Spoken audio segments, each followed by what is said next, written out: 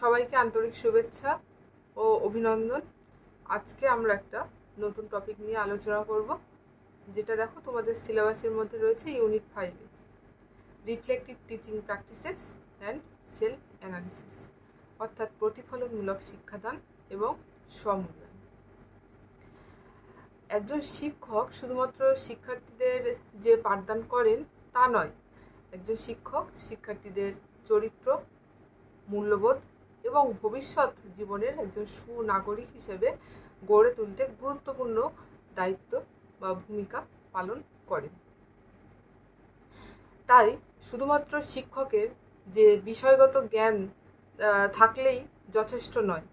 শিক্ষককে নিজের কাজ নিয়ে চিন্তা করা, নিজেকে মূল্যায়ন করা এবং নৈতিক দায়িত্ব সম্পর্কে সচেতন হওয়া অবশ্যই গুরুত্বপূর্ণ।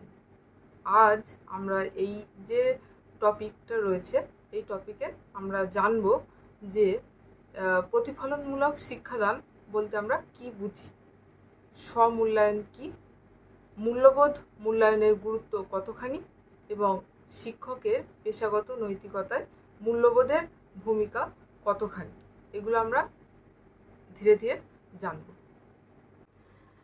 দেখো সবাই, এই স্লাইডে আমরা দেখতে পাচ্ছি যে রিফ্লেক্টিভ টিচিং বা প্রতিফলনমূলক শিক্ষাদান বলতে আমরা কি বুঝি সেটা আগে আমরা জানবো। তাই প্রতিফলনমূলক শিক্ষাদান বলতে আমরা বুঝি যে একজন শিক্ষক যিনি শিক্ষাদান করছেন, একজন শিক্ষক শিক্ষাদান করার পর নিজের কাজ নিয়ে তিনি ভাববেন বা বিশ্লেষণ করবেন বা চিন্তা করবেন। অর্থাৎ আমি একটা উদাহরণ হিসেবে বলা যেতে পারে, আমি একটা ধরো ক্লাসে পড়ালাম, ক্লাসে পড়ানোর পরে আমি ভাবছি যে আমি ক্লাসটা ঠিকঠাক নিলাম তো, আমার পড়ানো শিক্ষার্থীরা ভালোভাবে বুঝতে পারলো তো, বা শিক্ষার্থীদের কোথায় সমস্যা হলো, এগুলো আমি জানব।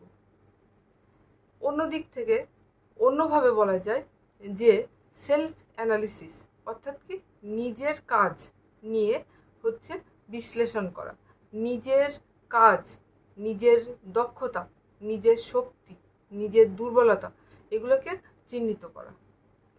এই দুটো বিষয়ই মানে প্রতিফলনমূলক শিক্ষাদান এবং স্বমূল্যায়ন শিক্ষকের পেশাগত উন্নয়নে খুব গুরুত্বপূর্ণ ভূমিকা নেয় এবং পেশাগত উন্নয়নে সাহায্য করে। একজন শিক্ষক নিজে যত বেশি নিজেকে জানবেন, যত বেশি নিজেকে মূল্যায়ন করবেন, তত বেশি তিনি তার শিক্ষকতা পেশাকে আরও উন্নতি করতে পারবেন বা শিক্ষকতা দক্ষতাকে আরও উন্নতি করতে পারবেন। প্রতিফলনমূলক শিক্ষাদান হলো এমন একটি প্রক্রিয়া যেখানে শিক্ষক নিজের ক্লাসের অভিজ্ঞতা নিয়ে ভাবেন এবং সেখান থেকেই শিক্ষা নেন। উদাহরণ হিসেবে বলা যায়, একজন শিক্ষক ক্লাস নেওয়ার পর তিনি ভাবলেন যে আমি যেটা পড়ালাম শিক্ষার্থীরা কি ঠিকঠাক বুঝতে পেরেছে, কিংবা আমি কি সহজ ভাষায় শিক্ষার্থীদের বোঝাতে পেরেছি, কিংবা কোথায় শিক্ষার্থীরা কোনো সমস্যায় কি পড়েছে। এই ধরনের চিন্তা শিক্ষককে নিজের শিক্ষাদান পদ্ধতি নিয়ে ভাবতে শেখায় এবং নিজের শেখানোর পদ্ধতিকে আরও উন্নত করতে সাহায্য করেন। প্রতিফলন শিক্ষাদানের মাধ্যমে একজন শিক্ষক শুধুমাত্র যে নিজের ভুলটাই ধরেন তা কিন্তু নয়, বরং নতুন এবং কার্যকর শিক্ষণ কৌশলও তৈরি করতে পারেন, যাতে তার শিক্ষাদান পদ্ধতি আরও তিনি উন্নত করতে পারেন। প্রতিফলনমূলক শিক্ষাদানের 4টি প্রধান ধাপ রয়েছে, যেটা এই স্লাইডে দেখানো হয়েছে। প্রথম ধাপটি দেখো, পরিকল্পনা। আমরা যে কোনো কাজই করি না কেন তার একটা পরিকল্পনা অবশ্যই থাকা উচিত। পরিকল্পনাহীন কোনো কাজ সেটা ঠিকঠাকভাবে সফল হয় না। তো প্রথম পরিকল্পনা। একজন শিক্ষক তিনি আগে থেকে পরিকল্পনা করবেন যে তিনি ক্লাসে কি পড়াবেন, কিভাবে সেটা সেই বিষয়টি তিনি পড়াবেন এবং সেই বিষয়টি পড়াতে গেলে কি কি তিনি উপকরণ ব্যবহার করবেন, এগুলো তিনি আগে থেকে পরিকল্পনা করে নেবেন। সেকেন্ড দেখো, যেটা ধাপ রয়েছে সেটি পাঠদান বা টিচিং। পরিকল্পনা অনুযায়ী তিনি তার পাঠ দান করবেন ক্লাসে। তারপর দেখো বিশ্লেষণ। ক্লাস শেষে তিনি হচ্ছে বিচার করবেন যে ক্লাসটা কতখানি হচ্ছে সফল হয়েছে। তারপর হচ্ছে দেখো নেক্সট পয়েন্ট যেটা রয়েছে উন্নয়ন। যেখানে সমস্যা আছে তা তিনি পরের ক্লাসে সেগুলো কিন্তু সংশোধন করে দেবেন। এই 4টি ধাপ একজন শিক্ষককে ক্রমাগত উন্নতির পথে নিয়ে যায় এবং শিক্ষক তিনি হচ্ছে কিন্তু নিজেকে আরও শিক্ষাদানের ক্ষেত্রে নিজেকে আরও উন্নতি করতে পারেন। এই স্লাইডটা আমরা দেখতে পাচ্ছি দেখো স্বমূল্যায়ন। সব মানুষেরা কিন্তু উচিত যে নিজের কাজকে বিচার করা বা হচ্ছে মূল্যায়ন করা।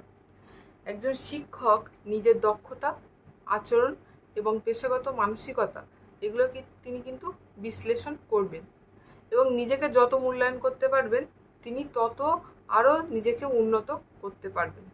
যেমন একজন শিক্ষক ক্লাসে পড়ানোর পর নিজেকে যদি তিনি হচ্ছে প্রশ্ন করেন যে আমি যেটা পড়িয়েছি সেটা কি সব শিক্ষার্থীরা বুঝতে পেরেছে, আমি কি সবাইকে সমানভাবে গুরুত্ব দিয়েছি, আমি কি ধৈর্য সহকারে পড়াই, আমি কি পড়ানোর সময় নতুন নতুন পদ্ধতি কি ব্যবহার করেছি।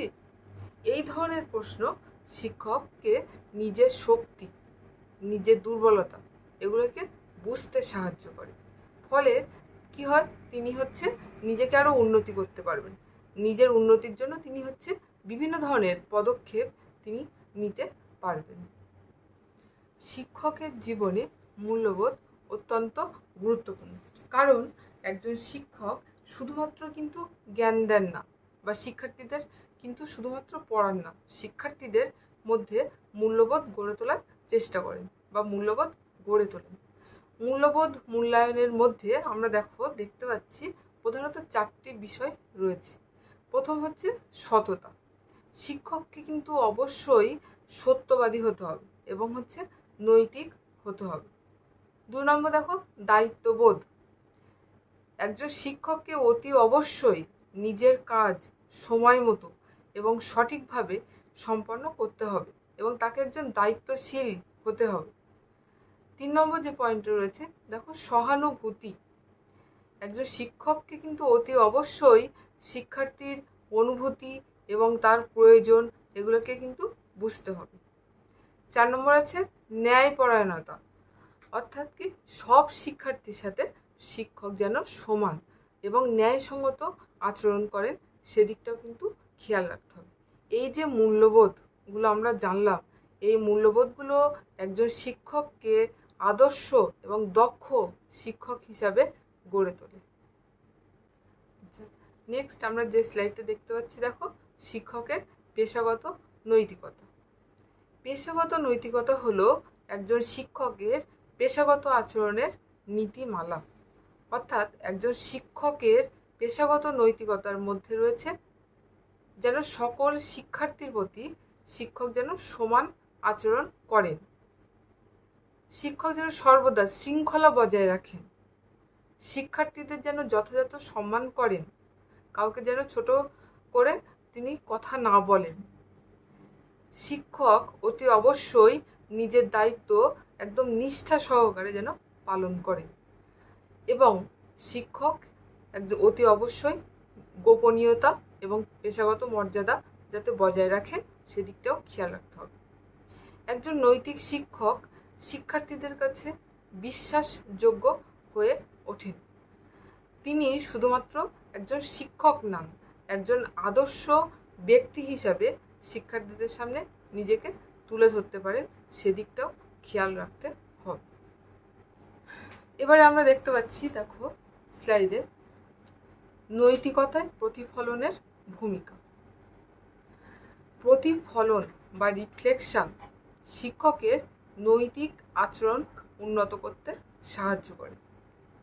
যখন একজন শিক্ষক নিজের আচরণ নিয়ে ভাবেন তখন তিনি বুঝতে পারেন যে কোথায় তিনি ভুল করেছেন, কোথায় তিনি হচ্ছে পক্ষপাত দেখিয়েছেন, কোথায় আরও সংবেদনশীল হওয়া দরকার ছিল। এই সচেতনতা শিক্ষককে আরও ন্যায়পরায়ণ, সহানুভূতিশীল এবং দায়িত্বশীল করে তোলে। তাই প্রতিফলন শুধুমাত্র শিক্ষাদান নয়, একজন শিক্ষকের নৈতিক আচরণের উন্নয়নের একটা মাধ্যম।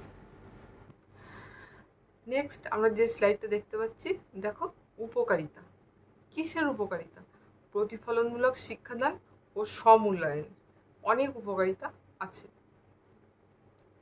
যেমন শিক্ষাদানের মান উন্নত হয়, শিক্ষক নিজের ভুলগুলো সংশোধন করতে পারেন, শিক্ষার্থীদের শেখা সহজ হয়, শিক্ষার্থী এবং শিক্ষকের মধ্যে ভালো সম্পর্ক তৈরি হয়, শিক্ষক পেশাগত দক্ষতা এবং তার নিজের আত্মবিশ্বাস এটা হচ্ছে বৃদ্ধি পায়।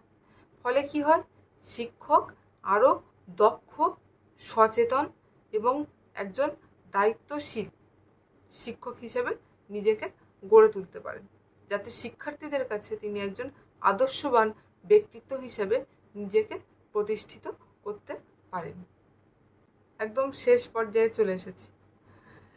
তো এতক্ষণ ধরে যা যা আলোচনা করলাম তার ভিত্তিতে আমরা বলতে পারি যে প্রতিফলনমূলক শিক্ষা এবং সমূল্যায়ন একজন সফল শিক্ষকের প্রধান হচ্ছে গুণ। এগুলো কি করে? শিক্ষককে নিজের কাজ বিশ্লেষণ করতে, ভুল সংশোধন করতে এবং আরও ক্রমাগত উন্নতি করতে হচ্ছে সাহায্য করেন। একই সঙ্গে মূল্যবোধ মূল্যায়ন ও পেশাগত দক্ষতা বা পেশাগত নৈতিকতা একজন শিক্ষককে শুধু দক্ষ নয়, একজন আদর্শ মানুষ হিসাবে নিজেকে গড়ে তোলেন।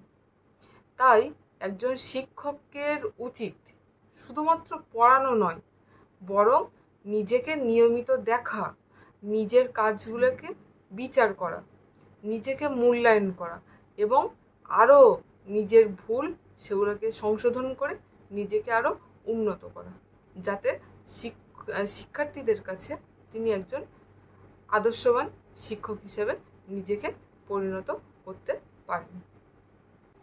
আজকের মতো তাহলে ক্লাসটা এখানেই শেষ হলো। সবাইকে ক্লাসে থাকার জন্য অসংখ্য ধন্যবাদ।